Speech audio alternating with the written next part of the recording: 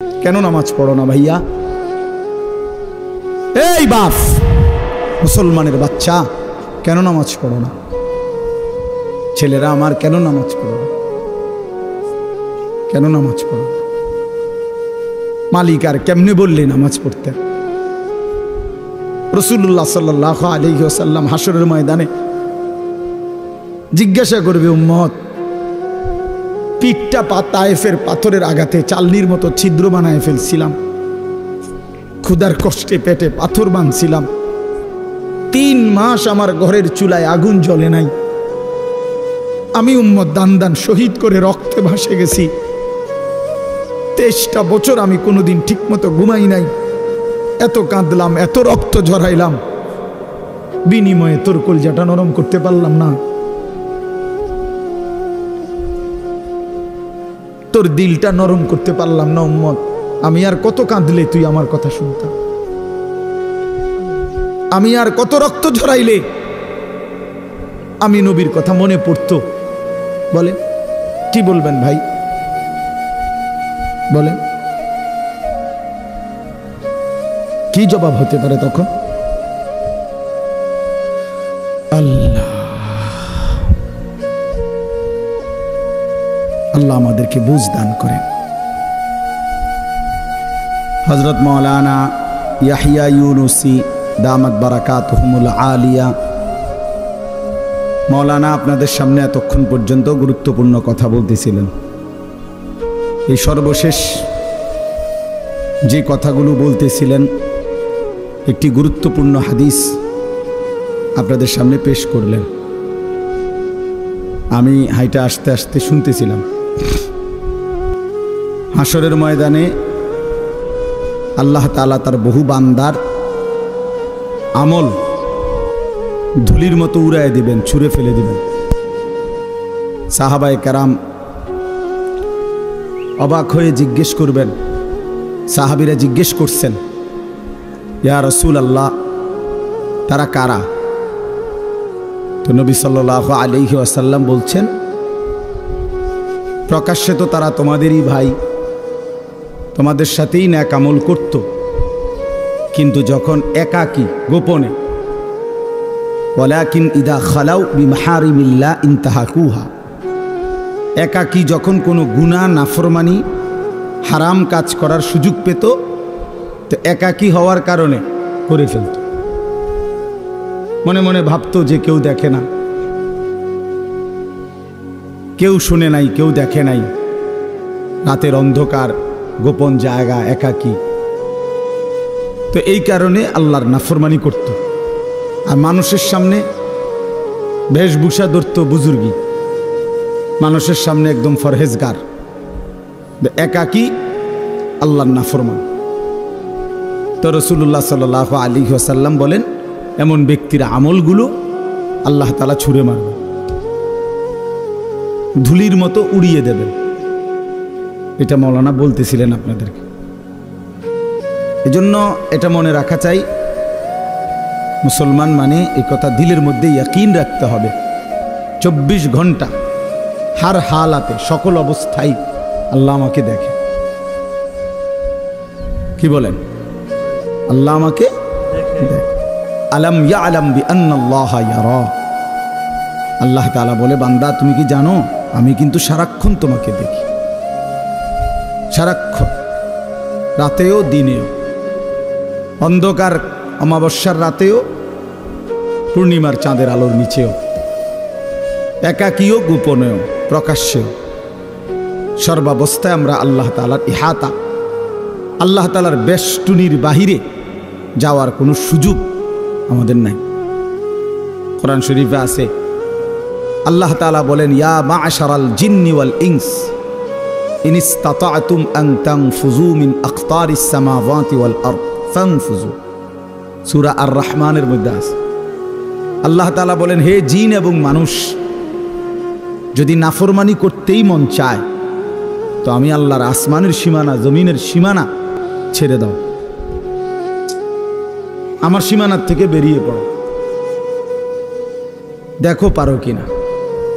আল্লাহ তাআলা বলে, লা তানফুযুন ইল্লা বিসুলতান, আমি ক্ষমতা না দিলে কেউই নিজের যোগ্যতায় নিজের ক্ষমতায় আমার সীমানা পার হইতে পারবে না।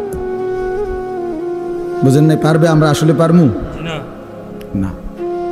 এভাবে বহু আয়াতের মধ্যে আল্লাহ তাআলা কোরআনুল কারীমের কথা বারবার বলছে, বান্দা তুমি আমার বেষ্টনীর ভিতরে, লাকাদ আহসাহুম ওয়া আদ্দাহুম আদ্দা।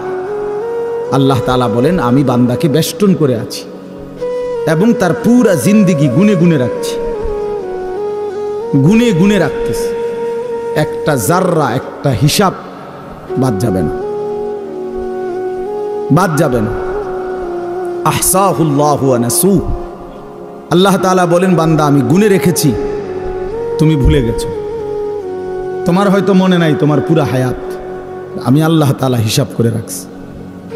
হাসি দিছো কয়টা, কাঁদছো কয়বার, হাত উপরে উঠাইছো কয়বার, নিচে নামাইছো কয়বার, অক্সিজেন গ্রহণ করছো নিঃশ্বাস কয়বার, আবার ছেড়ে দিছো নিঃশ্বাস কয়বার।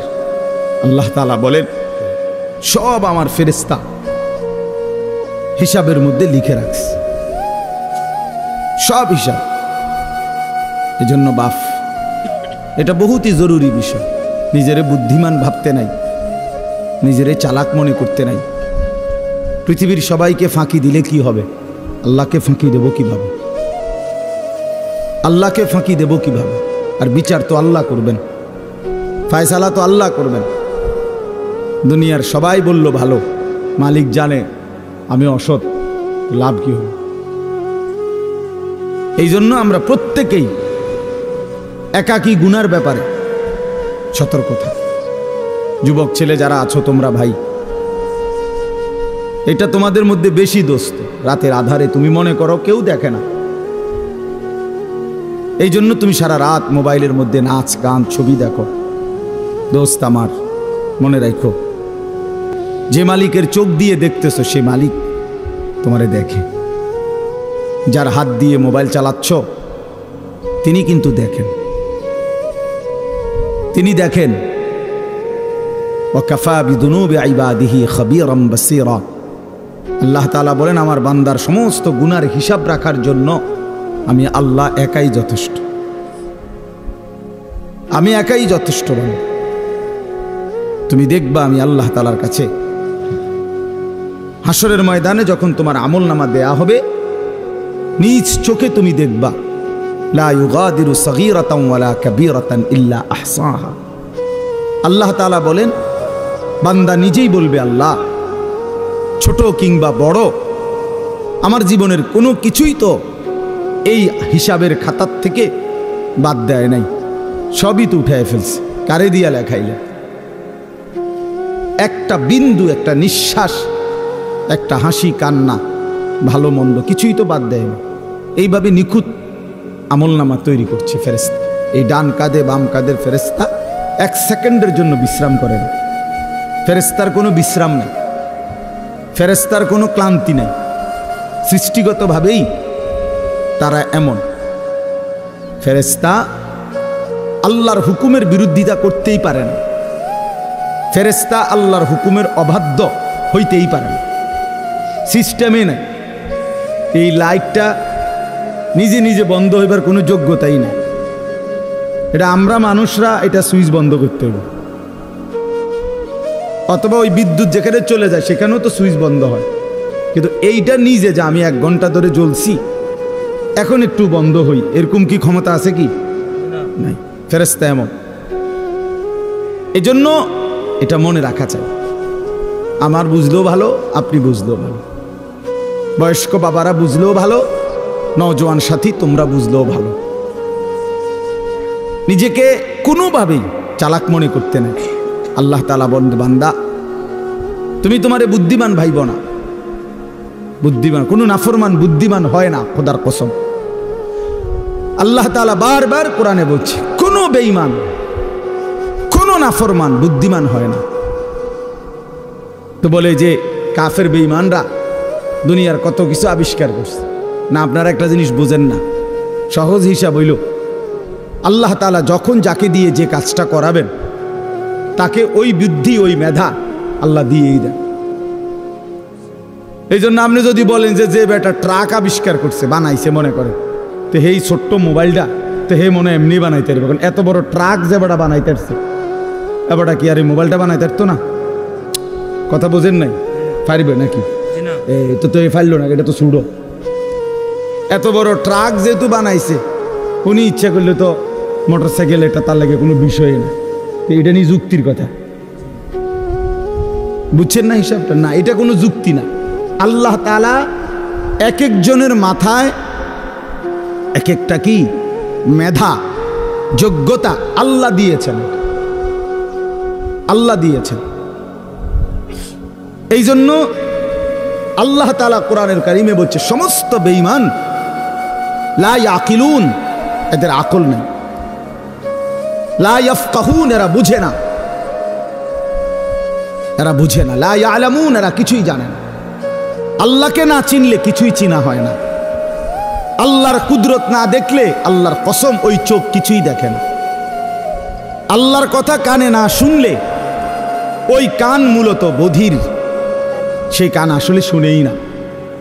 যেই জবান আল্লাহর নাম নেয় না, যেই জবান আল্লাহর কোরআন পড়তেও পারে না। আমি তো সবসময় বলি, মুসলমান যে ব্যক্তি আল্লাহর জিকির করে না অথবা আল্লাহর কোরআন দেখে দেখেও সহি শুদ্ধ কোরআন শরীফ সাইয়া সাইয়াও পড়তে পারে না, এই লোকটা মূলত বোবা, এ আসলে কথাই জানে না। এ বাকি যেগুলো বলে বেহুদা বলে। জবান যিনি দিছেন, যার দেওয়া জবান তার নামই নিতে পারে না, তার কালামই পড়তে পারে না, তুমি তো আসলে কিছুই জানো না। এই জন্য কোরআন শরীফ আল্লাহ বলছে সমস্ত বেঈমানের দিল আছে কিন্তু বোঝে না, সমস্ত বেঈমানের কান আছে কিন্তু শুনে না, সমস্ত বেঈমানের চোখ আছে কিন্তু দেখে না। কোরআন শরীফ আছে এটা, লাহুম কুলুবুল লা ইয়াফকাহুনা বিহা ওয়া লাহুম আযানুল লা ইউবসিরুনা বিহা ওয়া লাহুম আ'য়ুনুল লা ইয়াসমাউনা বিহা। আল্লাহ তাআলা বলছে বেঈমানের দিল আছে কিন্তু বোঝে না, বেঈমানের কান আছে কিন্তু শুনে না। এই জন্য বললাম বাপ, এটা জরুরি বিষয়। আমি ওই মাওলানা ইয়াহিয়ার কথা থেকে বলতেছিলাম, আল্লাহ তাআলা 24 ঘন্টা নজর রাখে। আল্লাহ তাআলা বলে বান্দা আমি দেখি আমার চোখের সামনে তুমি কেমনে নাফরমানি করো, কেমনে নাফর। এতবার নিষেধ করলাম, একবারও আমার কথা শুনলা না। এতবার আদেশ করলাম, একবারও শুনলা না। কোরআন শরীফে আছে আল্লাহ বলছেন ফাবিআইয়ি হাদিসিন বা'দাহু ইউমিনুন। আল্লাহ তাআলা বলেন বান্দা কোরআনের চাইতে দামি আর কোন কথা বললে তুমি ঈমান আনতা? ওফ, এর চাইতে দামি কি বললে তুমি বিশ্বাস করো? আল্লাহ তাআলা বলছে দুনিয়াবাসী, আমার সবচেয়ে কলিজার টুকরা বন্ধু, আমার সবচেয়ে প্রিয় রসুল, আখিরি নবী, আমার বন্ধু, আমার হাবিব রসুল আকরাম সাল্লাল্লাহু আলাইহি ওয়াসাল্লাম, তাকে দিলাম তোমার জন্য। আমার সর্বশ্রেষ্ঠ কিতাব কোরআন দিলাম তোমার জন্য। এরপরও তুমি পাত্তা দিলা না, এত বড় রসুলকেও পাত্তা দিলা না, এত বড় কিতাবকেও পাত্তা দিলা না। এরপরে আর কি দিলে ঈমান আনতা? আর কি বললে সেজদা করতা? আমার মতো মালিক আর কতবার বললে তুমি সেজদা দিতা? আমার রসুল কতবার কাঁদলে, আর কতদিন কাঁদলে? 23টা বছর তো কাঁদছেন বন্ধু আমার, সেই বন্ধু আর কত কাঁদলে তুমি নামাজ পড়তা? আম্মা জান আয়েশা রাদিয়াল্লাহু তাআলা আনহা বলেন, নবীজির স্ত্রী বলেন, আমি একদিন দেখছি এশার নামাজের কিছুক্ষণ পরে নবীজি হুজরার মধ্যে আমার কামরায়, আমার স্বামী, আমার নবী, আমার রসুল সাল্লাল্লাহু আলাইহি সাল্লাম তিনি দাঁড়াইছেন। দাঁড়িয়ে আল্লাহ তাআলার কাছে নামাজের নিয়ত বাইদা উম্মতের জন্য দোয়া করতে শুরু করছেন। আম্মা জান আয়েশা বলেন, দুনিয়াবাসী আল্লাহর কসম, ফজরের আজানের পূর্ব পর্যন্ত এক দাঁড়ানোতে আমি দেখছি নবীজি সারাটা রাত কাঁদছেন আর উম্মতের জন্য দোয়া করছেন।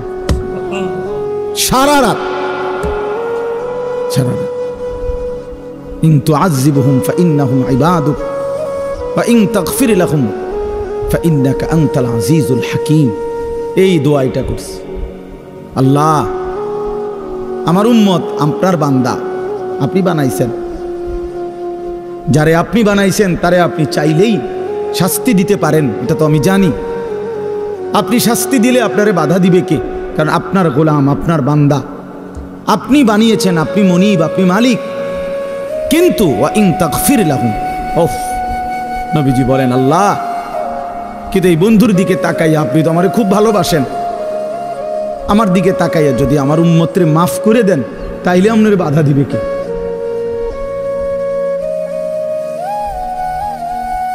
আপনি মাফ করে দিলে আপনারা তো কেউ কিছু বলতে পারবে না, এই ক্ষমতা তো কারো নাই। আপনি তো চাইলে মাফই করে দিতে পারেন, তো দেন না মাফ করে। এইভাবে কাঁদছেন মিয়া সাহেব, এইভাবে কাঁদছেন। রাতেও মনে পড়ে না, দিনেও মনে পড়ে না, বছরের পর বছর, দিনের পর দিন, কোনো দিন আল্লাহর কথা মনে পড়ে না, রাসূলুল্লাহ সাল্লাল্লাহু আলাইহি সাল্লামের সুন্নাতের অনুসরণ করা মনে করে না। কেমনে পার হইবেন বাপ? হ্যাঁ, এত বছর দাড়ি কাইটা আখেরাতে পার হইবেন কেমনে? 30 বছর সুদ খাইয়া আখেরাতে পার হইবেন কেমনে? হ্যাঁ, কোনো দিন ফজরের নামাজ পড়েন না, আখেরাতে পার হইবেন কেমনে? আপনার বিবি কোনোদিনও পর্দা করে না, এই বোন পার হবে কেমনে? 30 বছর ধরে প্রতিদিন আপনার ঘরে রঙিন টেলিভিশন চলে, আপনার বিবি বাচ্চারা নাচ গান নর্তকীর ছবি নাটক সিনেমা দেখে, মুক্তি পাইবেন কেমনে বাবা? বলেন, সবাই বলেন, ফিকির করেন, ভেবে দেখেন। কি বুঝাই দিবেন আল্লাহকে, কি বুঝাই দিবেন রাসূলুল্লাহ সাল্লাল্লাহু আলাইহি সাল্লাম? নবীজি কিছুই জিজ্ঞেস করবে না? কি মনে করেন আপনারা এমনি সবাই সুপারিশ করবে মানে কি? কিছুই জিজ্ঞাইতো না, কোনো কাগজপত্র কিছুই দেখবে না নাকি? কথা বলেন না তো। তাইলে রাসূলুল্লাহ সাল্লাল্লাহু আলাইহি সাল্লাম সুপারিশ করবে মানে কি? মানে কোনো কথা নাই, শুধু আপনি গিয়ে দাঁড়াইবেন আর আপনার ব্যস্ত বুঝ দিয়ে লাগবে নাকি? তো তাইলে হিসাব করলো কেন? ডান কাদের বাম কাদের ফেরেশতা লিখলো কেন? আমল নামা তৈরি হইল কেন?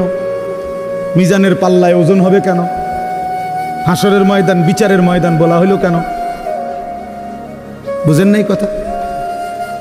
তো এজন্য এটা অনুভব করা উচিত। রাসূলুল্লাহ সাল্লাল্লাহু আলাইহি সাল্লাম সরাসরি তাফসিরে আছে, আমরা পড়ছি বাবা। আল্লাহ তাআলা যেদিন নবীকে বলছেন, বন্ধু আপনার সামনে আমি আপনার উম্মতের আমলনামা খুলব, এই কথা নবী যখন শুনছেন, আল্লাহ নবী সাল্লাল্লাহু আলাইহি সাল্লাম অঝরে কাঁদছেন। কেন কাঁদছেন? মুহাদ্দিসিনে কেরাম বলে, নবীজি চিন্তা করছে, ভাবতেছিলেন, হায় আমার উম্মতের আমলনামা যদি আমার সামনে খোলে আর আমি যদি দেখি পৃষ্ঠার পর পৃষ্ঠা গুনাহ নাফরমানি, আমি সেই চেহারা আমার মালিকের সামনে কেমনে দেখাবো? আমি কেমনে বলবো সর্বশ্রেষ্ঠ নবীর উম্মত এমন নাফরমান কেমনে হয়? বুঝেন নাই? এই জন্য বিষয়টারে এত তামসা মনে করেন না। রাসূলুল্লাহ সাল্লাল্লাহু আলাইহি সাল্লামের ভালোবাসা আপনি জায়গা থেকে আপনি বুঝে নিয়েন। আপনি যেই তরিকাতে আছেন, আপনি তরিকা লইয়া আমার টানাটানি নাই, আপনার পিসাব লইয়া আমার টানাটানি নাই, আপনার দরবার নিয়ে আমার টানাটানি নাই। আপনার যেমনি হোক, আমি আপনি সবাই মিলে চলেন, ফিকির করি কেমনে আখিরাতের মুক্তি মিলবে। জান্নাতের অনেক দরজা, জান্নাতের দরজা একটা না, অনেক দরজা। যে কোনো এক দরজা দিয়ে ঢুকতেই, এই এখন শুনামু আপনার ঘরে, এখন পড়ছি, ওয়ানাযা'না মা ফি সুদুরিহিম মিন গিল্লিন। আল্লাহ বলেন, আমার যতগুলো বান্দাকে আমি জান্নাত দেব, ঢুকবার আগেই আমি তাদের কলিজা থেকে চিরদিন দিনের জন্য হিংসা, বিদ্বেষ, রাগ, ক্ষোভ, ক্রোধ সরাই দেবে। ইখওয়ানান, সবাইরে ভাই ভাই বানায় দেবে। আলা সুরুরিম মুতাকাবিলিন, সমস্ত জান্নাতি পরস্পর পরস্পরের মুখোমুখি হয়ে আনন্দ আর ফুর্তিতে মজে থাকবে।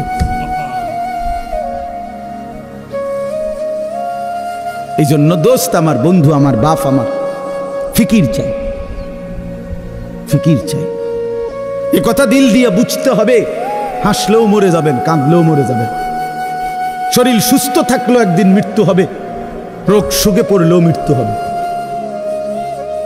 রাজপ্রাসাদ আর অট্টালিকাতে যে রাত কাটায় সেও মরে যাবে, কুড়ে ঘরে আর ফকির সেও একদিন কবরে চলে যাবে। নাকি বলেন? বলেন, সবাই বলেন। আমরা সবাই যেতে হবে কিনা বলেন? অতএব যেটা নিশ্চিত মৃত্যু, এটাকে ভুলে যাওয়া ঠিক না। আখিরাত নিশ্চিত। কোরআনুল কারীমের মধ্যে আল্লাহ বলছে ওয়াবিল আখিরাতি হুম ইউকিনুন। মুমিন তাকে বলে, মুত্তাকি তাকে বলে, জান্নাতি বান্দা তাকে বলে, মুসলমান তাকে বলে। আল্লাহ তাআলা বলে যে আখিরাতকে ইয়াকিনের সাথে বিশ্বাস করে। ভাষা ভাষা না, ধারণা না, আখিরাত তার ইয়াকিন। আগুনে লাগলে পুড়ে যায়, এটা আমাদের ধারণা না, ইয়াকিন। কথা বুঝেন নাই আমার? আগুনে পুড়ে যায়, আমরা সবাই ইয়াকিন বিশ্বাস করি। এটা পানিতে ডুবে যায়, এটা আমাদের ইয়াকিন, এটা ধারণা না। মানুষ তো কয় আগুনে বলে ফুরে যায়, মনে ফুরেও হইতেও পারে, এমনি মানুষে কয় এটা। তো আল্লাহ তাআলা বলেন বান্দা, আখিরাতের ব্যাপারটা তুমি এই মনে করো না যে আরে হুজুররা তো কয়, বারবার কয়, মনে হইতেও পারে, হইতেও পারে। হ্যাঁ, এটারই আখিরাত না। সাহাবায়ে কেরাম রাসূলুল্লাহ সাল্লাল্লাহু আলাইহি ওয়াসাল্লামের সোহবতে, সান্নিধ্যে, কিতাবের মধ্যে আমরা পড়ছি সাহাবীদের হালাত ছিল এমন যেন তারা আখিরাতকে 24 ঘন্টা চোখের সামনে দেখতেন। ওয়াবিল আখিরাতি হুম ইউকিনুন, আখিরাতের ব্যাপারে ইয়াকিন, একেবারে মজবুত ইয়াকিন। আল্লাহ তাআলা এটা চাইছেন, আখিরাত যেন বান্দা 1 সেকেন্ডের জন্য ভুলে না যায়, মৃত্যুকে যেন ভুলে না যায়। মৃত্যু মানে শেষ না, মৃত্যু মানে সমাপ্তি না। দুনিয়ার ভদ্রলোকরা, দুনিয়ার জেনারেল লাইনের অনেক শিক্ষিত মানুষ, ওরা এগুলাকে বলে যে তিনি 60 বছর 70 বছর বিভিন্ন সেবামূলক মানব কল্যাণে বিভিন্নমুখী অবদান রেখে 70 বছরে তিনি তার জীবনের সমাপ্তি টানলেন। সমাপ্তি মানে কি? শেষ। অর্থাৎ 70 বছর পরে তিনি শেষ, আর কিছু নাই ওনার জীবনে। না না, এটা মিথ্যা কথা। জীবনের সমাপ্তি হয় না। মৃত্যু মানে সমাপ্তি নয়, মৃত্যু মানে ইন্ড নয়, মৃত্যু মানে সমাপ্তি না, মৃত্যু মানে স্থানান্তর, মৃত্যু মানে ইন্তেকাল।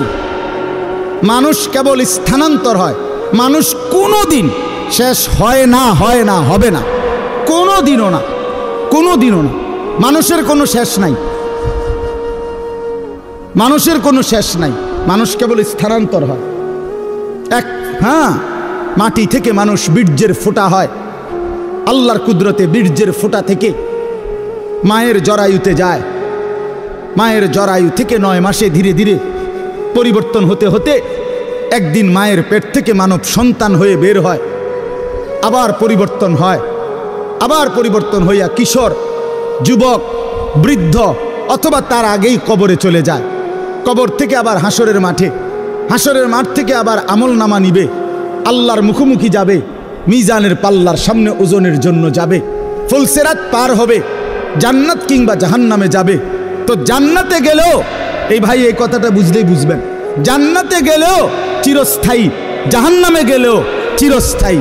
খালিদিনা ফিহা আবাদা, কোরআন শরীফে বারবার এই কথাটা আছে। জান্নাতি, সমস্ত জান্নাতে জান্নাতি থাকবে অনন্তকাল, চিরস্থায়ী। জাহান্নামেও চিরস্থায়ী। তো মানুষ শেষ হইল কেমন? কথা বোঝেন নাই? মানুষ শেষ হয়েছে তাইলে? মানুষ যদি জান্নাতে যায় তাইলেও স্থায়ী, যদি জাহান্নামে যায় তাইলেও কি শেষ হইল? শেষ নাই, অনন্তকাল, অনন্তকাল। এজন্য আখেরাত ভুলতে নাই। যে আখেরাত ভুলে যায়, মৃত্যুকে ভুলে যায়, আল্লাহর কসম এটা বোঝা উচিত। আমিও, আপনিও, বাবারাও, নওজোয়ানরাও, পর্দার আড়ালের মা বোনরাও, আখেরাত ভুলে গেলে মুসলমান থাকে না। পরকাল যার জেহেন থেকে সরে গেছে, যার ধ্যানে, চিন্তায়, চেতনায়, চলাফেরায়, উঠা বসায়, লেনদেনে আখেরাত, আখেরাতের বলতে কিছুই তার মনে নাই, তারে মুসলমান বলে না, মুসলমান বলে না। পৃথিবীর আর কোনো ধর্মাবলম্বীদের কাছে আখেরাতের ব্যাপারে স্পষ্ট কোনো ধারণা নাই।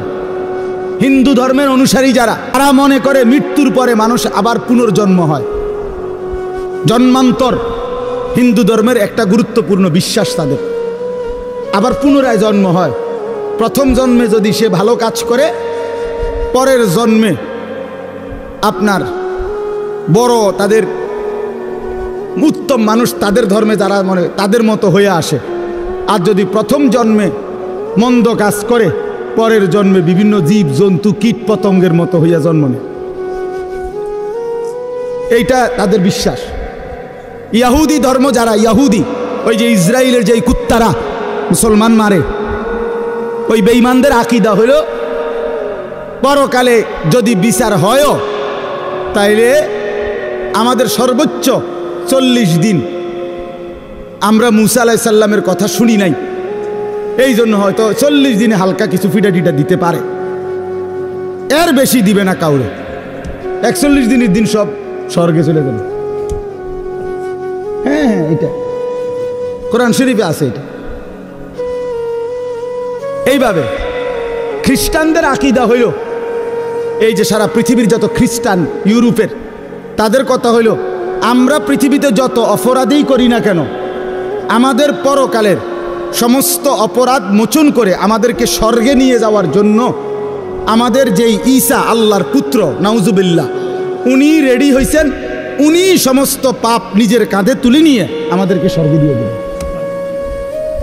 পাগলের কি পরিমাণ মাথা খারাপ!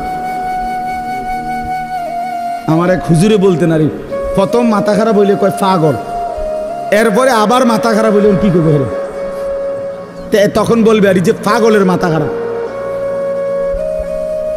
প্রথম তো মাথা খারাপ হয়েছিল আর পাগল হয়েছে, এখন আবার কি হয়েছে? আগে তার সিট ছিল 3-4টা, অনসি ফুরাডি ছিল। এই ধরনের মাথা খারাপেরা।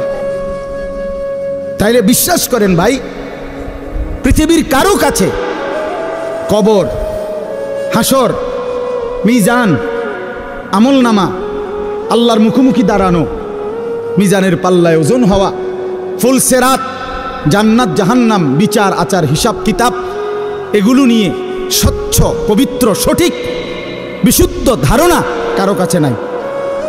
একমাত্র আল্লাহর কোরআন, প্রিয় নবী সাল্লাল্লাহু আলাইহি ওয়াসাল্লামের হাদিস, এর মধ্যেই কবর, হাসর, আখিরাত, পরকালের সঠিক পূর্ণ বিবরণ আল্লাহ এবং তার রাসূল পেশ করেছেন। বলেন আলহামদুলিল্লাহ। নবী সাল্লাল্লাহু আলাইহি সাল্লাম ভাঙ্গা ভাঙ্গা বলছে। আমরা হাদিসে পড়ছি, নবীজি সাল্লাল্লাহু আলাইহি ওয়াসাল্লাম জানাজা পড়তে গেছে। হযরত বারা ইবনে আযিব থেকে বর্ণিত, তিনি বলেন যে আমরা নবীজির সাথে এক সাহাবীর জানাজা পড়তে গেছি।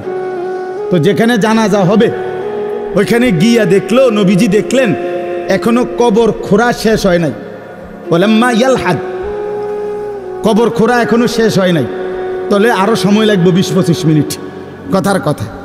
তো এখন কবর খোঁড়া যদি শেষ না হয় তো জানাজা পড়বো কেমনে? কবর তো রেডি হয়েছে না এখন।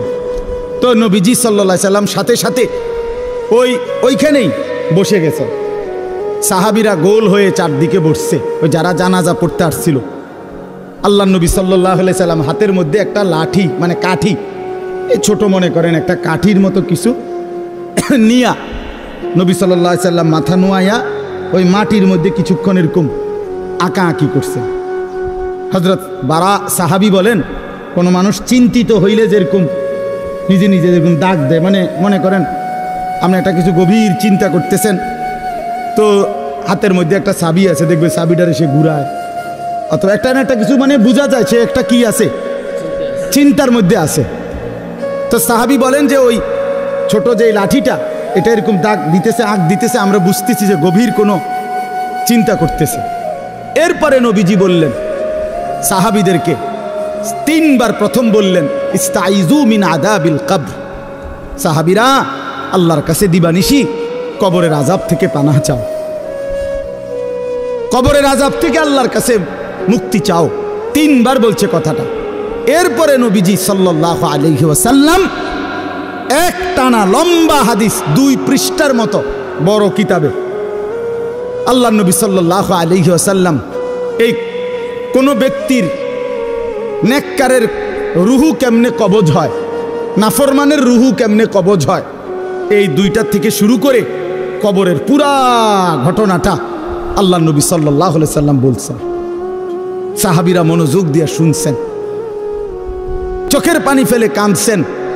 আল্লাহ নবী সাল্লাল্লাহু আলাইহি ওয়াসাল্লাম বলেন, সাহাবীরা শোনো, কোন নাফরমানের মৃত্যুর যখন পাপীর সময় হয়, মালাকুল মউত আজরাইল আইসা প্রথম ডাক দেয় যে হে অপবিত্র আত্মা, আইয়াতুহান নাফসুল খাবিসা, এই খবিশ আত্মা বের হও, উখরুজি ইলা সাখাতিল্লাহ, আল্লাহর অসন্তুষ্টির দিকে বের হও।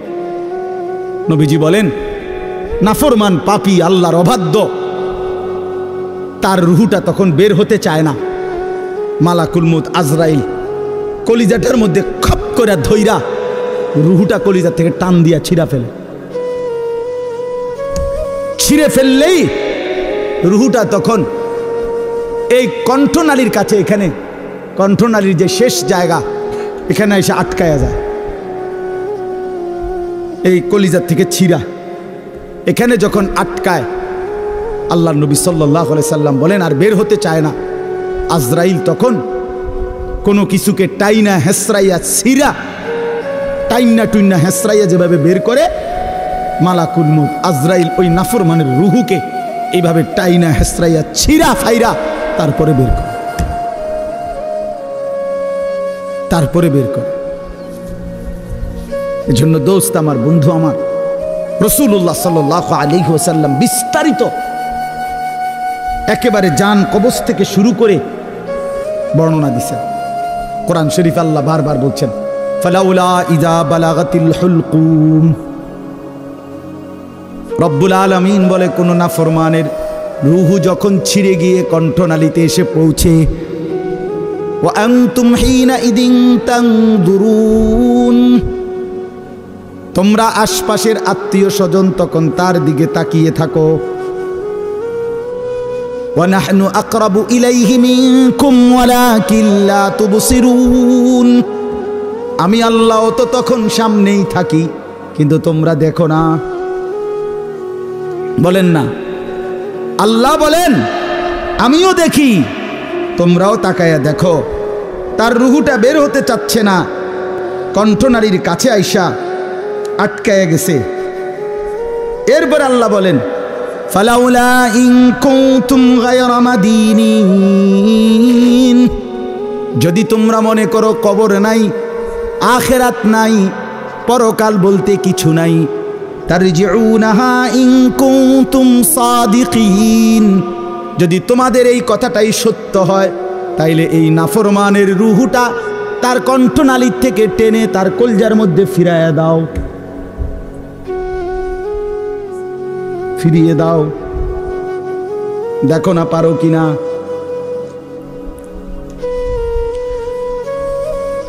তাহলে বলেন সম্ভব তখন? মানে কেউ পারবে তো তখন নাকি? কোরআন শরীফের জন্য আছে, আল্লাহ বলছে আউলা লাকা ফাআউলা সুম্মা আউলা লাকা ফাআউলা। আল্লাহ বলে নাফরমান বান্দা মনে রেখো, তুমি 4 বার কষ্ট পাইবা, তুমি 4 বার যন্ত্রণা পাইবা, তুমি 4 বার আযাব পাইবা। আমি আল্লাহ বলে রাখলাম আউলা লাকা ফাআউলা সুম্মা আউলা লাকা ফাআউলা।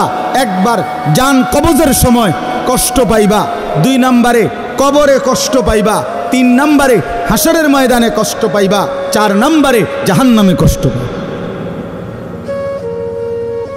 জাহান্নামে কষ্ট পাইবা। এই জন্য ভাই আমি আপনাদের কাছে এবার আসেন, যে আয়াতগুলো পড়ছি এই আর অল্প একটু সময়, এই আয়াতগুলো রাতের 11:30 বাজে, চিন্তা করেন বাইরে, এরপরও মানুষ কথা। কি আকল, কি দেমাগ, এরা থামবে কখন? চিন্তা করেন, মানুষের বিবেক। রাতের 11:30 বাজে গেছে, এরপরও বাহিরে কিছু মানুষ, আরে বাবা আপনি ঘুমাইলেই তো ভালো।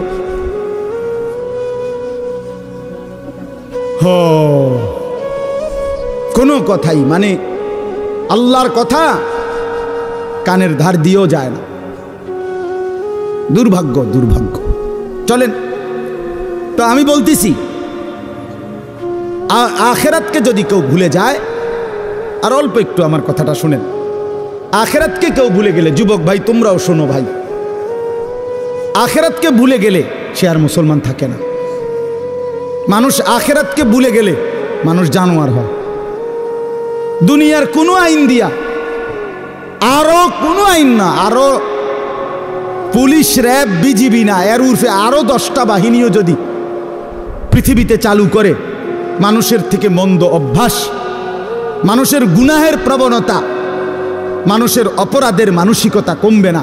মানুষ সুযোগ খুঁজে, দুনিয়ার এই আইন প্রশাসনের কাছ থেকে মানুষ ফাঁকফুক খুঁজে, আর কি কৌশল বাইর করে, কোনো না কোনো কৌশলে পুলিশে ফাঁকি দেয়, র্যাবকে ফাঁকি দেয়, বিজিবি ফাঁকি দেয়, মেম্বাররে ফাঁকি দেয়, চেয়ারম্যানরে ফাঁকি দেয়, বাবাকে ফাঁকি দেয়, মাকে ফাঁকি দেয়, কাউকে না কাউকে ফাঁকি দিয়া কোনো না কোনো বুদ্ধি বাহির কইরা সে অপরাধ করে।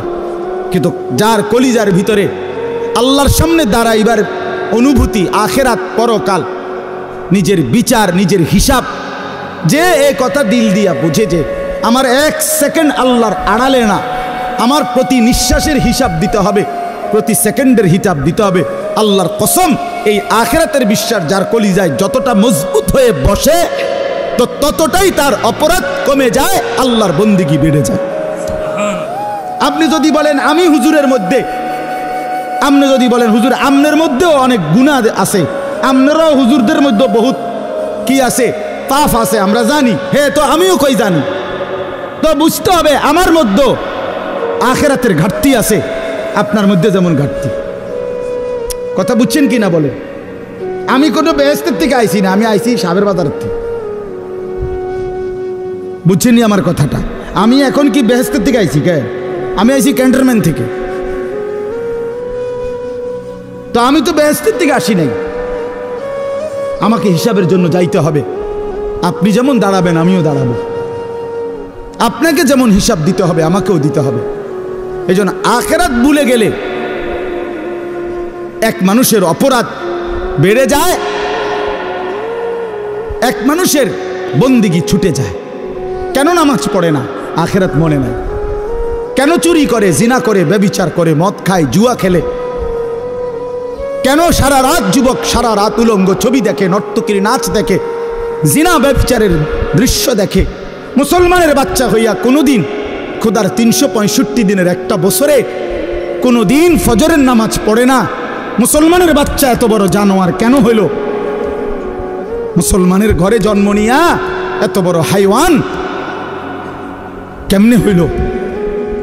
এক মহিলা 30 বছর ধরে বেপর্দা, মুসলমান হওয়ার পরও কেমনে হইল? একজন মুসলমান হওয়ার পরে 30টা বছর ধরে সে কেমনে সুদ খায়, কিস্তি নেয়, এত মিথ্যা কথা, এত গালিগালাজ কেমনে করে? 60টা বছর হইয়া গেছে, বুড়া মিয়া এখনো বিড়ি খায় কেমনে? 60 বছর বয়স এখনো সাদওয়ানে বৈশা টেলিভিশনে নর্তকীর নাচ দেখে কেমনে? কারণ আখেরাত ভুলে গেছে। কি ভুলে গেছে বলেন না কেন? অথবা আখেরাত মনে আছে, তবে আখেরাতকে সামান্য কিছু মনে গেছে। এই মনে ঘন্টা 2-1 একটা বিষয়, হয়তো 2টা থাপড় চটকনা দিয়া, বুঝেন না কথা, 2-1টা থাপ্পড় টাপ্পড় দিয়া মনে কি করে দিব, ছেড়ে দিব। অথচ বিষয়টা তো এমন না। আল্লাহ তাআলা কোরআনে বলছে হাসরের ময়দানের একদিন, এক এক দিন, প্রতিদিন এক এক দিন 50,000 বছর। কোরআন শরীফের আয়াত, এটা কোনো হুজুরের ব্যাখ্যা না, ডাইরেক্ট কোরআনের আয়াত। ফি ইয়াউমিন কানা মিকদারুহু 50,000 সানা, প্রতিদিন একদিন হাসরের ময়দানের 50,000 বছর।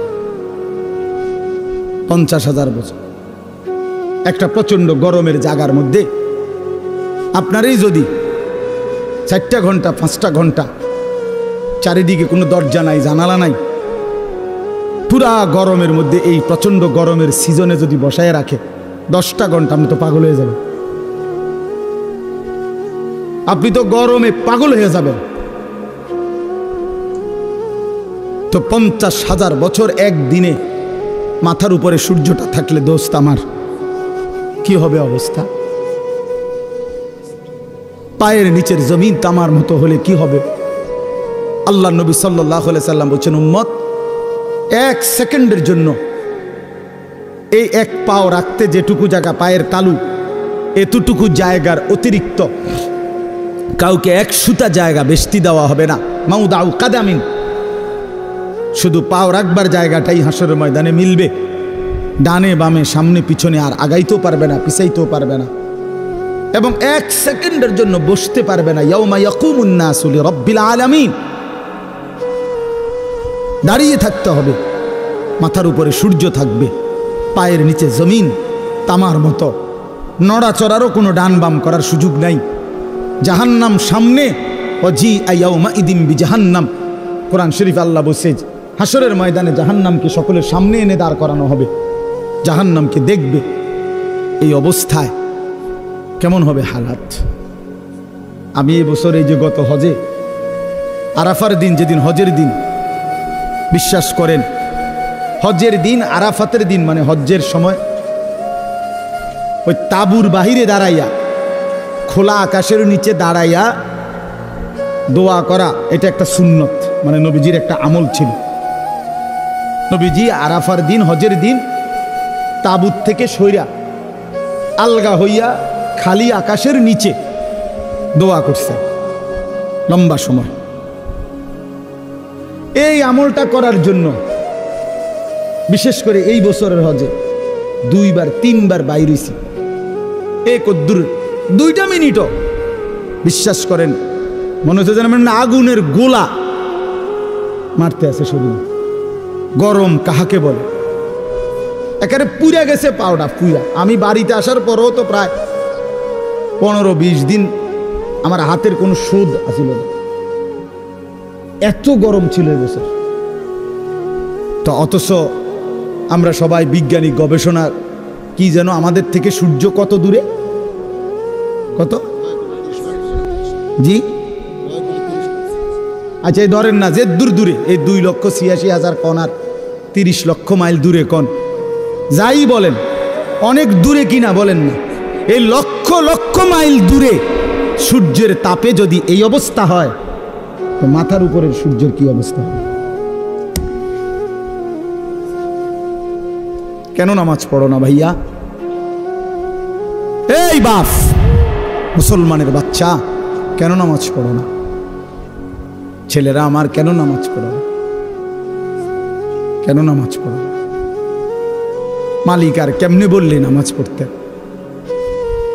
রাসূলুল্লাহ সাল্লাল্লাহু আলাইহি ওয়াসাল্লাম হাসরের ময়দানে জিজ্ঞাসা করবে, উম্মত পিঠটা তায়েফের পাথরের আঘাতে চালনির মতো ছিদ্র বানায় ফেলছিলাম, ক্ষুধার কষ্টে পেটে পাথর বাঁধছিলাম, 3 মাস আমার ঘরের চুলায় আগুন জ্বলে নাই, আমি উম্মত দান দান শহীদ করে রক্তে ভাসে গেছি, 23টা বছর আমি কোনোদিন ঠিক মতো ঘুমাই নাই, এত কাঁদলাম, এত রক্ত ঝরাইলাম, বিনিময়ে তোর কলজাটা নরম করতে পারলাম না, তোর দিলটা নরম করতে পারলাম না উম্মত। আমি আর কত কাঁদলে তুই আমার কথা শুনতাম? আমি আর কত রক্ত ঝরাইলে আমি নবীর কথা মনে পড়তো? বলেন কি বলবেন ভাই, বলেন কি জবাব হতে পারে তখন? আল্লাহ আল্লাহ আমাদেরকে বুঝ দান করে। এজন্য চলেন আমরা, আল্লাহ তাআলা আমাদেরকে বলছে, বান্দা তুমি জান্নাতে যাইতে হইলে তাকওয়া অর্জন করতে হবে। ঈমান তোমারে আমি এমনিই দিলাম, জন্মসূত্রেই মায়ের পেট থেকে বের হইছ, সাথে আমি ইমানের দৌলত আমি তোমারে দিয়া দিছিলাম। মুসলমান মায়ের ঘরে জন্ম দিয়া ইমান আমি তোমারে এমনিই দিছি। সর্বশ্রেষ্ঠ সম্পদ আমি এমনিই দিলাম। এবার তুমি আমারে সাথে আরেকটা নিয়ামত তাকওয়া, এটা সাথে বুঝাইয়া দাও। ইমান আর তাকওয়া আমার হাতে তুলে দিবা, আমার জান্নাত আমি তোমার হাতে তুলে দেব। এই তাকওয়া বুঝাইয়া দাও। ইমানের পরে প্রত্যেকটা মুমিনের কাছে, মুসলমানের কাছে আল্লাহর পাকের চাওয়া তাকওয়া। আল্লাহ যেন বলে, ইসলাম তো তোমারে দিলাম, মুমিন তো তোমার পরিচয় হইল, তুমি তো নিজেরাই বলতেছো তুমি মুসলমান, তুমিই বলতেছো তুমি মুমিন। আমরা এখানে বলি না সবাই নিজেরা মুসলমান বলেন? ওরে ভাই বলেন না, ছেলেরা বলো ভাই। এই পরিচয়ে কোনো অতৃপ্তি বা অসন্তুষ্টি আছে কারো? তাইলে আমরা আলহামদুলিল্লাহ এই ব্যাপারে আমরা সন্তুষ্ট যে আমি মুসলমান, আমি মুসলমান। তো আল্লাহ তাআলা বলেন, মুসলমানের পরিচয় তো তোমারে আমি দিলামই, এটা তো আমিই দিছি। তোমার কোনো যোগ্যতা নাই, তোমার বাবা মারও কোনো যোগ্যতা নাই। আমি কেন আমার বাপ মার ঘরে জন্ম নিলাম? এটা কি আমার বাপ মায়ের কোনো যোগ্যতা? আমি কেন মুসলমানের ঘরে জন্ম নিলাম? ওই লোকটা কেন হিন্দুর ঘরে জন্ম নিল? এর মধ্যে আমাদের কোনো সফলতা ব্যর্থতার কিছু আছে? না, আল্লাহর দয়া, আল্লাহর দয়া। তো আল্লাহ তাআলা বলেন, ঈমান তো আমি দিলামই, ইসলাম আমি দিলাম, এবার তুমি তাকওয়া অবলম্বন করো। ইয়া আইয়ুহাল্লাযীনা আমানুত্তাকুল্লাহ, হে ঈমানদারগণ, ইত্তাকুল্লাহ, তাকওয়া অবলম্বন করো, তাকওয়া অবলম্বন করো, তাকওয়া অবলম্বন করো। বারবার বারবার বারবার তাকওয়া বুঝাইয়া দিবা, আমি অনন্তকালের জান্নাত বুঝাইয়া দেব। তাকওয়া কি? আল্লাহকে তাকওয়া দিতে বলছে আল্লাহ আমাদেরকে। আমরা মুসলমান, আমাদেরকে আল্লাহর সামনে তাকওয়া দিতে হবে বুঝাইয়া। তাকওয়া কি? দুই জিনিস, এক তারকুল মুনকারাত, দুই ফি'লুল খায়রাত, সমস্ত গুনাহ ছেড়ে দেওয়া, সমস্ত আমল করতে থাকা। আল্লাহ তাআলা বলছে, গুনাহ ছেড়ে দাও, বন্দিগিতে লেগে যাও, আমার হুকুম পালন করো, আমার নিষেধ বর্জন করো। আমার হুকুম, আমার রসুলের হুকুম যা তা আমারই হুকুম, আমার রসুলের নিষেধ যা তা আমারই নিষেধ। কারণ নবী সাল্লাল্লাহু আলাইহি সাল্লাম নিজের থেকে কিছুই বলেন নাই, করতেও বলেন নাই, ছাড়তেও বলেন নাই। কথা বলেন না কেন? নবী যা করতে বলছেন তাও আল্লাহর পক্ষ থেকে, যা ছাড়তে বলছেন তাও কার পক্ষ থেকে? আল্লাহর পক্ষ থেকে। তাহলে আল্লাহ এবং তার রসুলের হুকুম এটা বললে যেই কথা, আপনি আল্লাহর হুকুম বললেও নবীজির কথা অন্তর্ভুক্ত। কারণ আল্লাহর হুকুম, আল্লাহর যাবতীয় কথা, কোরআনের প্রতি অক্ষর এই পৃথিবীবাসী রাসূলুল্লাহ সাল্লাল্লাহু আলাইহি সাল্লামের জবান ছাড়া আর কারো কণ্ঠে শুনে নাই।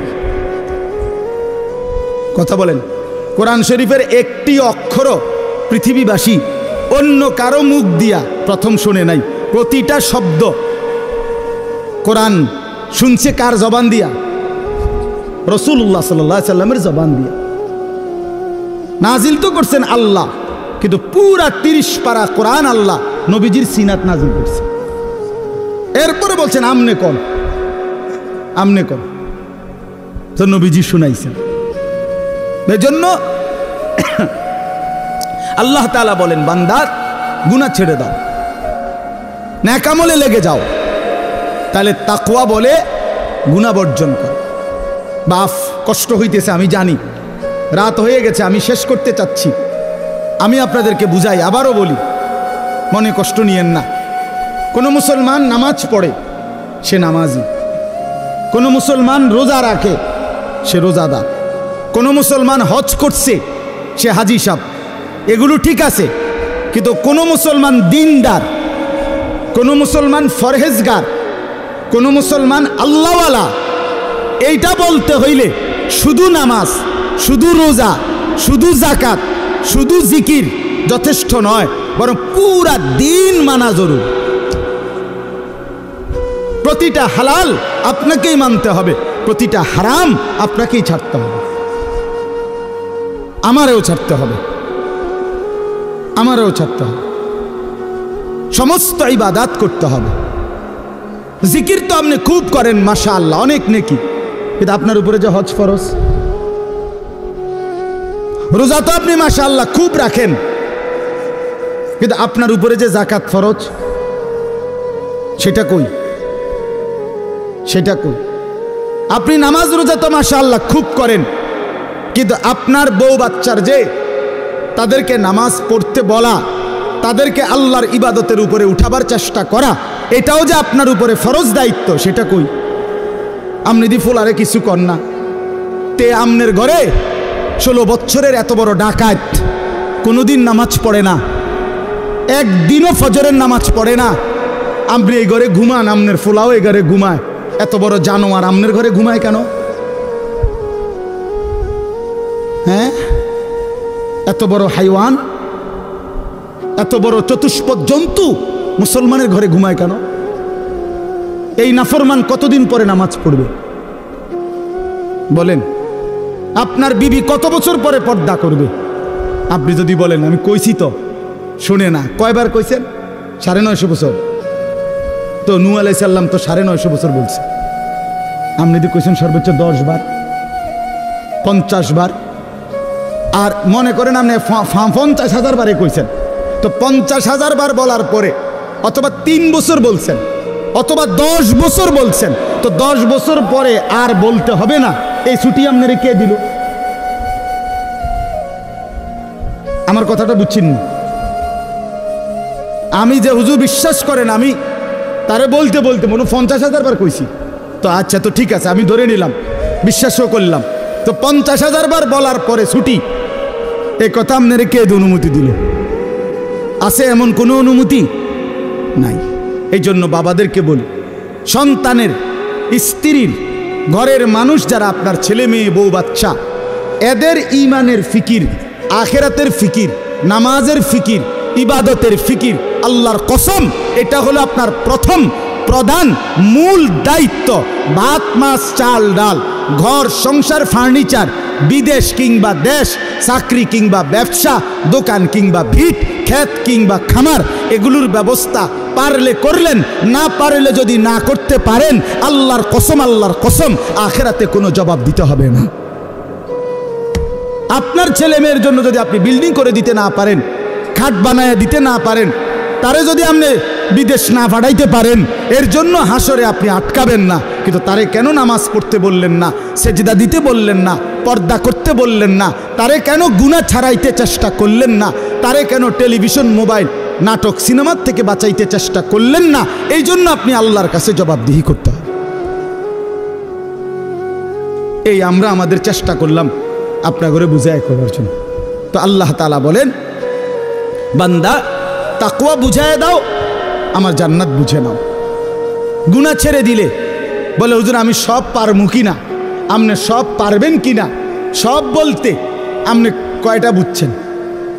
আপনি জানেননি মোট শরীয়তের বিধান, বলে যে শরীয়তের বিধান হইল করণীয় হইল মোট 30টা, বর্জনীয় হইল মোট 28টা, এরকম আপনি শুরু না করবেন, আপনি শুরু করবেন, আপনি যাবেন আল্লাহর হুকুম মানার জন্য, আপনি আগাবেন 1 কদম, রব্বে করিম রহমত নিয়ে আসবেন 100 কদম। আল্লাহ বলছে বান্দা তুমি আইসো 1 বিঘত, আমি আসবো 1 হাত, তুমি আসবা 1 হাত, আমি রহমত নিয়ে আসবো 2 হাত, তুমি আসবা হাঁটতে হাঁটতে, আমি রহমত মাগফিরাত নিয়ে আসবো দৌড়তে দৌড়তে। কাজেই বান্দা তুমি ঘাবড়াইও না, আমি তো আছি বান্দা। মা তো 2 বছরের বাচ্চারে হাঁটা শিখায় যখন, তো একটু দূরে দাঁড় করাইয়া, মা এই পাশে দাঁড়াইয়া, আব্বু আব্বু আসো আসো হাঁটো, তো 2 কদম 1 কদম, মাও তো জানে হে এই থেকে এই এর দূর আইতে পারতো না, ঠিক কি না বলেন? কিন্তু মার উদ্দেশ্য কি? মহিলাটার উদ্দেশ্য হইল বাচ্চাটা আমার 2টা কদম দিলেই হে পড়ে যাবে, কিন্তু আমি দৌড়াই আগে ধরলাম, এই জন্য 2 কদম দিলেই বাচ্চা যখন পড়ে যাইতে লাগে, মা দৌড়াইয়েই কোলে নিয়া আদর দিয়া চুমা দিয়া জড়াই দেয়। তা রব্বুল আলামিন বলে বান্দা তো আমার দুর্বলী, বান্দা তো আমার পুরা হক আদায় করতে পারবে না, কিন্তু আমার বান্দা আগায় আসলে, আমি তার দিল দেখলে, আন্তরিকতা দেখলে, গুনাহ ছেড়ে দিলে, আমি আল্লাহ লক্ষ কোটি গুণ রহমত নিয়ে তার কাছে আগায় আসবো। আল্লাহ তাআলা বলছে বান্দা তুমি রাতে আসলে আমি রাতে আসবো, তুমি দিনে আসলে আমি দিনে আসব। তুমি পুরা পৃথিবীর সমস্ত বালুকণা পরিমাণ গুনাহ নিয়ে আসলে, আমার কাছে মাফ চাইলে, চোখের পানি ফেললে, আমি আল্লাহ তাআলা সমপরিমাণ মাগফিরাত নিয়ে তোমার কাছে আসব। হাদিস এটা। এই জন্য আমরা প্রত্যেকেই চেষ্টা করি। আমার দ্বারা হইতো না এ কথা মুসলমান বলতে পারে না। মুমিন এ কথা বললে হবে না রে বাপ। আপনি পারবেন, আপনি পারবেন। নেক আমল, আল্লাহর হুকুম পালন করার নিজেরও চেষ্টা করেন, বউ বাচ্চার জন্য চেষ্টা করেন। আর যুবক ছেলে, তোমরা ভাই নিজেরে নিজে নষ্ট করো না। এই রাত গভীরে এই বন্ধু আমি বললাম, ভাই আমার, তোমার যৌবনের শক্তি দুনিয়ার মধ্যেই নষ্ট করে দেয়।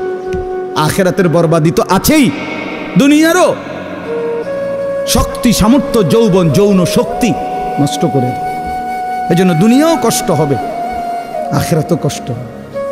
তুমি ব্যক্তিগতভাবে না জানলেও আমি জানি, হাজারো শত শত যুবকের সাথে আমার ব্যক্তিগত সম্পর্ক আছে, ব্যক্তিগত মহব্বত আছে আমার সাথে। এরকম অসংখ্য যুবকের চোখের পানি এই এতগুলো মানুষের সামনে আল্লাহর কসম আমি দেখছি। তুমি জানো না, নষ্ট নারী, নষ্ট ছবি দেখতে দেখতে নিজের শরীর সক্ষমতা কি পরিমাণ নষ্ট করে ফেলছে।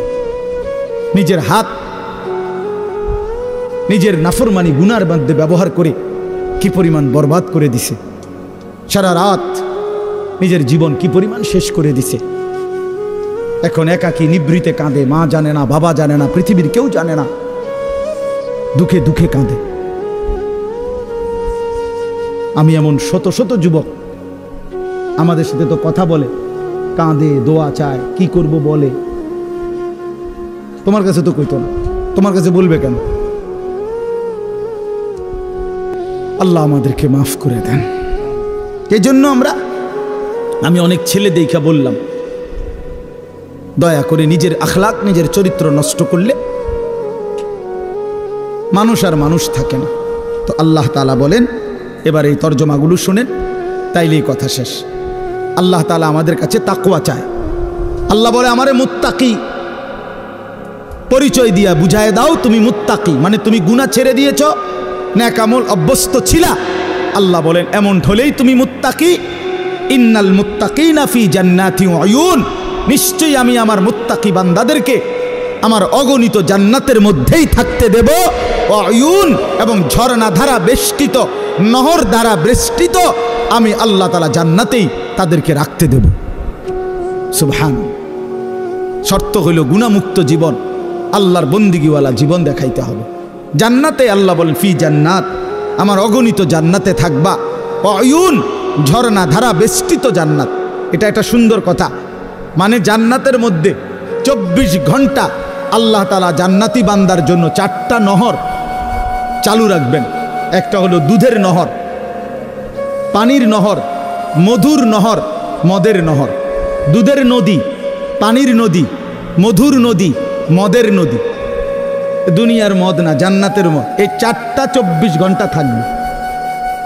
থাকবে যে বিষয়টা এমন না যে মনে করেন এখানে 4টা ড্রামের মধ্যে বা 4টা টাঙ্কির মধ্যে এই 4 ধরনের দুধ, মধু, মদ, পানি আছে। তো আমগরে বলে দিছে যে আমি তোমাদের উপরে সন্তুষ্ট, তোমাদের যখনই মন চায় এখান থেকে দুধ, মধু, মদ, পানি যেটা মন চায় এটা খাইবা। মনে করেন জান্নাতে বলল, তো এইটা অর্থ না। এটা যদি হয় তাহলে তো একটা সমস্যা আছে এখানে। ও যে পিছনের যে বেটা, তারা এখান থেকে মধু নিতে হইলে, দুধ নিতে হইলে তো হেন থেকে হাইটটা আইতে হবে, এনে আইতে হবে না হাইটটা, তো এত দূর হাইটতে পাঠার কষ্ট হবে। তো জান্নাতি বান্দা বলবে, আল্লাহ আপনি আমারে এত দূর হাঁটাইলেন, তো আর আমার জান্নাত কি দিলেন? আমরা তো আমার কষ্টই দিলেন কদ্দূর। সুবহানাল্লাহ। তাফসীরের মধ্যে জন্য লিখছে, জান্নাতি বান্দা যখন জান্নাতে যেখানেই থাকবে, দাঁড়ানো, বসা, শোয়া, হাঁটতে থাকুক, ডান দিকে থাকুক, বাম দিকে থাকুক, সামনে থাকুক, পিছনে থাকুক, যেখানেই থাকুক, 24 ঘন্টা তার পাশে এই 4টা নহর, নদী, ঝর্ণা বইতে থাকবে। তুমি যে হাইটটা যাইতে হবে না এক কদম, তোমার লগেই থাকবো একসাথে। এইটারে কয় ওয়ায়ুন জান্নাতিন তাজরি মিন তাহতিহাল আনহার, এইটার অর্থ এটা। সারাক্ষণ সারাক্ষণ আল্লাহ আমাদেরকে তৌফিক দান করেন। মালিক তো জান্নাত বান্দাদের জন্যই বানাইছে, মুসলমানদের জন্যই বানাইছে। তো আমরা তো মুসলমান, আমরা আল্লাহর কাছে জান্নাত চাইতে পারি না? কথা বলেন না, চাইতে পারি আমরা? আলহামদুলিল্লাহ।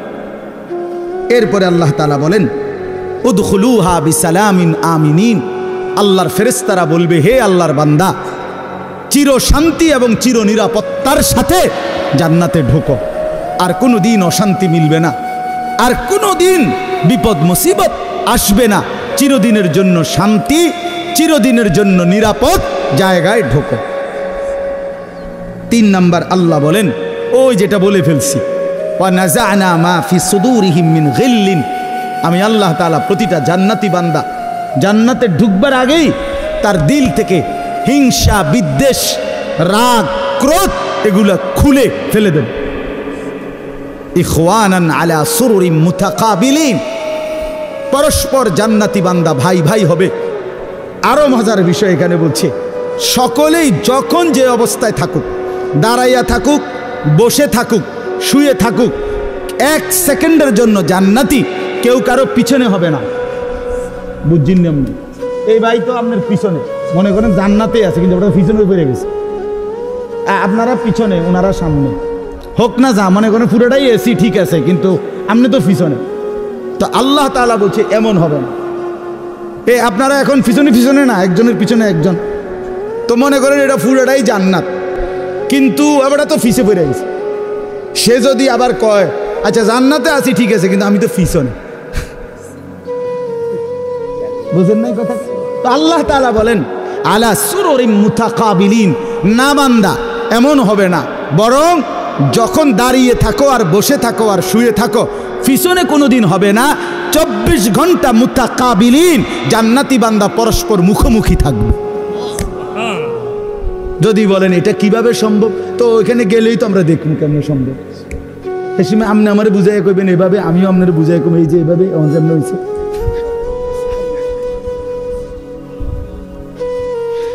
লা ইয়ামাসসুহুম ফিহা নাসাবুন, রব্বুল আলামিন বলে 1,00,000 কোটি বছরে জান্নাতীর কোনোদিন কোনো ক্লান্তি আসবে না। দুনিয়ায় দুঃখেও মানুষের ক্লান্ত হয়, আবার সুখেও ক্লান্ত হয়, হাসতে হাসতেও কাহিল হয়ে যায়, কানতে কানতেও কাহিল হয়ে যায়, খেলতে খেলতেও দুর্বল হয়ে যায়, হয় না? অনেকক্ষণ ধরে খেলতেছে তো এখন কি লাগতেছে? কাহিল লাগতেছে।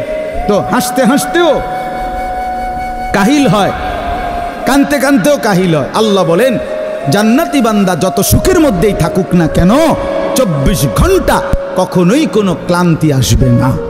ওমা হুম মিনহা বিমুখরাজিন, রব্বুল আলামিন বলেন কোনো দিন 1,00,000 কোটি বছরে জান্নাতি বান্দাকে 1 সেকেন্ডের জন্য জান্নাত থেকে বের করা হবে না, কোনো দিন বাহির হবে না, অনন্তকালের জন্য থাকবে।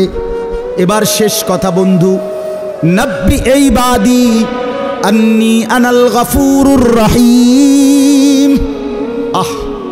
রব্বুল আলামিন বলেন এমন সুন্দর এমন সুখের জান্নাত আমি আল্লাহ বর্ণনা দেওয়ার পরে বন্ধু ও নবী আপনাকে বলছি, কোন উম্মত যদি আপনার বলে আল্লাহ আমি তো শুনেছি জান্নাতের কথা, যেতেও মন চায়, কিন্তু এই পরিমাণ গুনার নাফরমানি করেছি রব্বুল আলামিন, যার কারণে গুনাহ তো অনেক বেশি, জান্নাতের আশাই করতে পারি না। আল্লাহ বলেন বন্ধু আপনি আমার সেই বান্দাদেরকে বলে দেন আন্নি আনাল গফুরুর রহিম, যত 1,00,000 কোটি গুনাহ হোক না কেন ছেড়ে দিয়ে তওবা করে চোখের পানি ফেলে যদি আমি আল্লাহর দিকে ফিরে আসে, আমি আল্লাহ ওয়াদা দিলাম আসমান ছোঁয়া গুনাহ হলেও আমি আল্লাহ গফুর, আমি নিশ্চিত মাফ করে দেব। জান্নাতে যেতে চাও, অনেক গুনাহ, আল্লাহ বলে বান্দা ঘাবড়াইও না, তুমি যদি ফিরে আসো আগের গুনাহ ছেড়ে দাও, চোখের পানি ফেলে মাফ চাও আর করবা না ওয়াদা দাও, তো আমি 90 বছরের গুনাহ একসাথে 1 সেকেন্ডে মাফ করে দেব। সাত আসমান উঁচা গুনাহ মাফ করে দেব। তবে শর্ত হলো আসবা কিনা বলো, ফিরবা কিনা বলো, আগের গুলো ছাড়বা কিনা বলো। বিড়ি খাইতে খাইতে আস্তাগফিরুল্লাহ কইলে হইতো না। কথা বুঝেন নাই? টেলিভিশন চাইতে চাইতে তওবা তওবা কইলে হইতো না। আমাদের তো আমরা না বুঝি না, আল্লাহ তো বুঝে বাবা। আমরা তো অনেক সময় আছি এমনি ডুল্লা ডুল্লা আস্তাগফিরুল্লাহ তো পড়ি, কিন্তু গুনাহ থেকে আসলে ইস্তেগফার না, এটা মুখে বলে আর কি। হে জানে সে গুনাহ ছাড়বে না, তো এটা কিসের আস্তাগফিরুল্লাহ হলো? আপনার ইয়াকিন দিলের মধ্যে আপনি মিথ্যা ছাড়বেন না, তো আপনি কি গুনার তওবা করতেছেন? আপনি তো দিলের মধ্যে রাখছেন যে আপনি গুনাহ ছাড়বেন, আপনার পকেটে বিড়ি, আপনার মুখে দাড়ি কাটা, আপনার পকেটের টাকা সুদের টাকা, আমনে কোন আস্তাগফিরুল্লাহ রাব্বি কিতা কইলেন? কারে কইলেন? কিতা বুঝাইলেন আমনে? হ্যাঁ, এই জন্য বললাম আল্লাহ তাআলা বলে তওবা হলো বান্দা আগের গুনাহ ছেড়ে দেওয়া, আর করবে না ওয়াদা দিয়া লজ্জিত হয়ে মাফ চাওয়া। এমন হলে আমি 90 বছরের গুনাহ মাফ করে দেব। ওয়া আন্না আযাবি হুয়াল আযাবুল আলীম। আল্লাহ তাআলা বলেন, এই শেষ কথা ভাই, আমার এই শেষ লাইনটা শুনেন। যুবক ভাই তোমরাও শোনো, কষ্ট করছো তোমরা, সবাই মনোযোগ দিয়ে শুনে নাই, আমি দেখছি 2-4টা ছেলে পেলে এমনও যারা মনোযোগ দিয়ে শুনে নাই, কথা বলছে পরস্পর, অথবা একজনের কাঁধের উপরে আরেকজন ভর দিয়ে রাখছে। মনে রাখবেন এটা অসভ্যতা। কোনো প্রাপ্তবয়স্ক ছেলে, মানে 14 বছর 15 বছর থেকে উপরে যারা সাবালক, অর্থাৎ যাদের উপরে গোসল ফরজ হয়, এমন সাবালক ছেলে একজন আরেকজনকে জড়ায় ধরা, এটা সম্পূর্ণভাবে শাহওয়াত, এটা অসভ্যতার অংশ। হ্যাঁ, এটা একটা শাহওয়াতের অংশ, এটা একটা নোংরামির অংশ। আপনি মনে করেন আমরা বন্ধু দেখে জড়াই, না না না, বন্ধু না, তোমার কাছে মধ্যে শাহওয়াত আছে দেখে জড়াই ধরছে। দুনিয়াবাসী না বুঝলে কি হয়েছে, আসমানওয়ালা বুঝে। এই জন্য ভাইয়া আখলাক বড় সম্পদ। তো বলতেছিলাম শেষ কথা হলো আল্লাহ বলেন, আপনাদের বাবাদেরকেও বলি, আমারও বলি, যুবক ভাই তোমাদেরকেও বলি, ওয়া আন্না আযাবি হুয়াল আযাবুল আলীম। আল্লাহ তাআলা বলছেন, বান্দা এতভাবে বললাম, আমার জান্নাত আমি সাজায় রাখছি, আমি বললাম আমি মাফ করে দেব, এরপরেও যদি কেউ গাদ্দারি করো, অবাধ্যতা করো, এরপরেও যদি আমি আল্লাহর কথাটাকে কোনো পাত্তাই না দাও, তো আল্লাহ বন্ধুকে বলছে, বন্ধু বলে দেন আন্না আযাবি হুয়াল আযাবুল আলীম। তাহলে কিন্তু মনে রেখো আমি আল্লাহর আযাব বড়ই ভয়ানক। তুমি মনে রাখো বান্দা, আমি তোমারে বহুভাবে বলছি তওবা করতে, মাফ করে দেব বলছি, বান্দা পাত্তা দিলা না, তো মনে রাখো আমার শাস্তি বড় কঠিন। আমার 1 সেকেন্ডের আযাব সহ্য করতে পারবা না, 1 মিনিটের আযাব সহ্য করতে পারবা না। এই জন্য দয়া করে প্রত্যেকেই, আমার কথা সাদা সিধা কথা, আমি এতটুকু বুঝি, আমরা প্রত্যেকেই গুনাহ ছেড়ে দেই, আল্লাহর নাফরমানি ছেড়ে দেই। মাঝ বয়সী বাবারা যারা আছেন, হালাল রোজগার করেন, হারাম ছাড়েন, হারাম ছাড়েন, ছেলে মেয়েকে দ্বীন শেখান, নিজেরা আখলাক সুন্দর করেন। আল্লাহ তাআলা আমাদের সবাইকে আখিরাতের ফিকিরে গুনাহ ছেড়ে দেওয়ার, আল্লাহর ইবাদত করার তৌফিক দান করেন। 5 ওয়াক্ত নামাজ পড়ার চেষ্টা করেন, কষ্ট করলেই হবে, একটু হিম্মত করলেই হবে, শত ব্যস্ততার ভিতরেও নামাজ পড়া যায়। আল্লাহ আমাদেরকে বুঝ দান করেন। এই মাদ্রাসা আল্লাহ তাআলা কবুল করে নেন, মাদ্রাসার তামাম ফিকির আল্লাহ তাআলা কবুল করেন। মাওলানা ইয়াহিয়া মাদ্রাসার জন্য আপনাদের কাছে সহযোগিতা চাইছিল, আপনারা কম বেশি দিছেন, আরও পারলে আরও দিয়েন। একটা কথা মনে রাখেন, দান সাদাকার ক্ষেত্রে একটা গুরুত্বপূর্ণ বিষয় হলো, প্রথমত তো দিতে মন চায় না, কিন্তু বাস্তবতা হলো প্রত্যেকেই খেয়াল করে দেখে যে যেটুকু দান করে সেটা আসলে সামান্যই দেয়, এটুকুতে তার সংসার পরিবার তেমন কিছু হয় না। টাকা 500 দিলে আপনার বিল্ডিং কোনো কাইতে যেত না, কথাটা মানে বুঝছেন না? টাকা 1000 দিলে আপনার সংসারের 3 দিনের বাজার বন্ধ হয়ে যাবে এমন না। 100টা টাকা দিলে মসজিদে মাদ্রাসায় দিনই কাজে আপনি খুব আটকাইতেন না। দান মানুষ অল্পই করে, কিন্তু হাসরের ময়দানে এর পুরস্কার দেখলে, বিনিময় দেখলে কলিজা ফেটে মরে যাবে যে হায় কি করলাম, যদি আরো কিছু টাকা দিতাম। সংসার তো চলেই, সংসার তো কোনো না কোনোভাবে চলে। মানুষ শত ব্যস্ততা অভাবের ভিতরেও বন্ধু বান্ধবরে কিছু খাওয়াইলে কিছু টাকা তো কমে যায়, কিন্তু এরপরও জোড়াতালি দিয়া সংসার চলে যায়। তো আল্লাহর রাস্তায় দান করার বিষয়টা হলো এই, প্রথম তো দিতে মন চায় না, একটু কষ্ট করে দিয়া ফেললে আখিরাতে অনেক বড় সওয়াব মিলবে। এই জন্য নিয়মিত মসজিদ মাদ্রাসায় দেওয়ার চেষ্টা করবেন। আল্লাহ তাআলা আপনাদের সবাইকে তৌফিক দান করেন।